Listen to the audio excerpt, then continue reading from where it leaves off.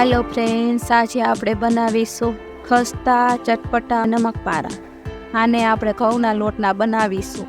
આને તમે સ્ટોર કરીને રાખી શકો છો। બજાર કરતાં પણ સરસ બને છે અને ક્રિસ્પી બને છે। એક વાટકો ઘઉંનો લોટ, 2 ચમચી તેલ, 2 ચમચી ઘી, 1 ચમચી કાળા તલ, કોથમીર, 1 ચમચી મરચું અને સ્વાદ પ્રમાણે મીઠું। તો ચાલો શરૂ કરીએ આજની રેસીપી। સૌ પ્રથમ બાઉલમાં 1 વાટકો ઘઉંનો ઝીણો લોટ ઉમેરીશું। આની જગ્યાએ તમે મેંદાનો લોટ પણ વાપરી શકો છો, પણ ઘઉંનો લોટ હેલ્ધી ઓપ્શન છે। સ્વાદ પ્રમાણે મીઠું, 1 ચમચી કાળા તલ, 1 ચમચી અધકચરા ખાંડેલા લાલ મરચાં। પછી તેમાં ઝીણી કાપેલી કોથમીર એડ કરીશું। પછી સારી રીતના બધું મિક્સ કરી લેશું।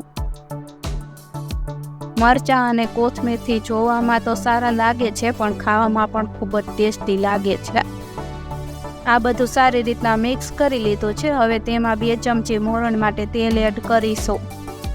તેલથી નમકપારા ક્રિસ્પી બને છે અને ઘીથી નમકપારા ખસ્તા બને છે, અને ઘીનો ઉપયોગ આપણે પછી કરીશું।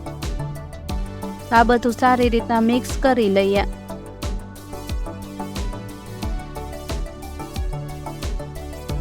હવે તેમાં થોડું થોડું પાણી એડ કરીને મીડિયમથી કઠણ લોટ બાંધી લેશું।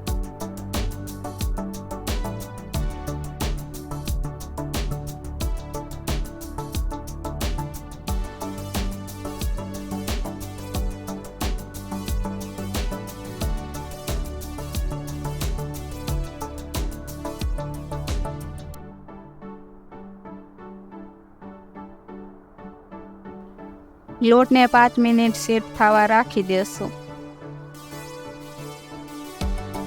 રોટલી ઉપર લગાવવા પેસ્ટ તૈયાર કરી લઈએ। એક વાટકામાં લઈશું 2 ચમચી ઘઉંનો લોટ। જેટલો આપણે લોટ લીધો હોય એટલું જ લઈશું ઘી। 2 ચમચી દેશી ઘી એડ કરીને મિક્સ કરી લેશું।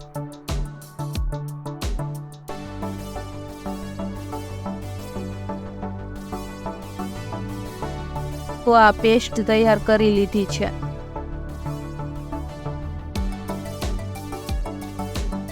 એક ચમચી તેલ એડ કરીને લોટને મસળી લેશું।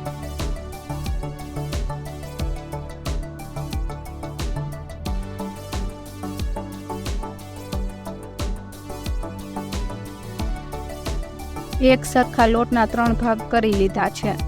તેમાંથી એક ભાગ લઈને તેલ લગાવેલા પાટલા ઉપર રોટલી વણી લેશું।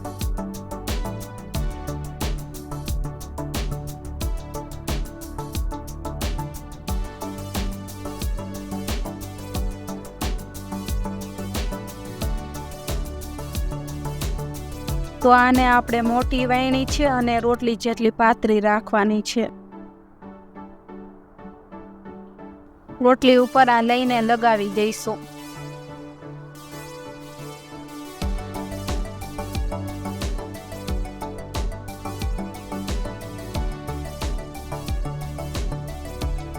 હવે રોટલીનો આ રીતના ટાઈટ રોલ વાળી લઈએ।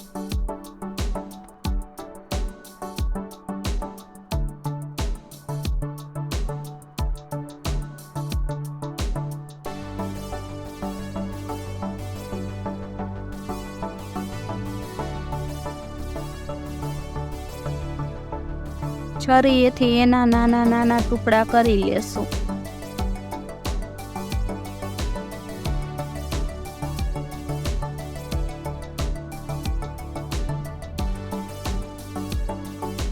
રોટલીને પાતળી વણી હતી એટલે તેના લેયર સારી રીતના બતાય છે।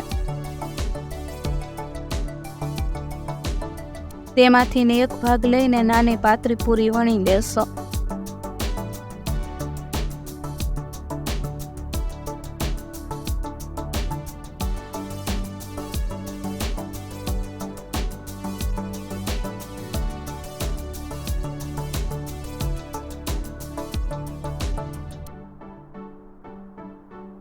અડધી પૂરી ઉપર પેસ્ટ લગાવી લઈએ।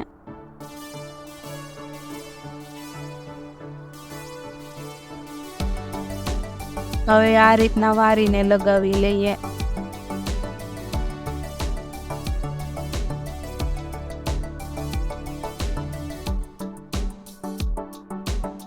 હવે આને હાથેથી દબાવી દેશું જેથી તરતા સમયે ખુલે નહીં. આ રીતના બધાય નમકપારા બનાવીને તૈયાર કરી લઈશું. નમકપારા તરવા માટે કડાઈમાં તેલ એડ કરીશું.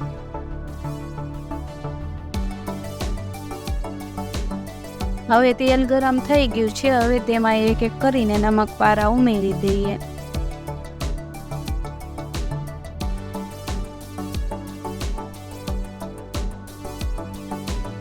આને ધીમા ગેસ ઉપર તરી લઈએ. ખાસ ગેસ ઉપર તરશો તો ઉપરથી લાલ થઈ જશે અને અંદરથી કાચા રહેશે. તો આને બે બાજુ પલટાવીને તરી લેશું. તો આને બે બાજુ ગોલ્ડન કલર થાય ત્યાં સુધી તરી લેશું.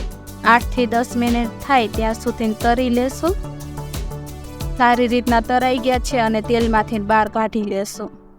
તો આ રીતના બધા નમકપારાને તરી લઈશું. આ ઘઉંના લોટના નમકપારા છે અને આસાનીથી ઘરની વસ્તુમાંથી બની જાય છે. ટેસ્ટી અને ખસ્તા તૈયાર થાય છે અને આ ચટપટા લાગે છે અને સવાર સાંજ ચા સાથે ખાઈ શકો છો. અને મહેમાનોને સર્વ કરો ને બાળકો તો ચટ કરી જશે. રેસિપી કેવી લાગી કમેન્ટ કરીને જરૂર કહેજો. તમને આ મારો વિડીયો ગમ્યો હોય તો લાઈક, શેર ને સબસ્ક્રાઈબ કરજો. ફરી મળીએ એક નવા વિડીયો સાથે. Thank you for watching.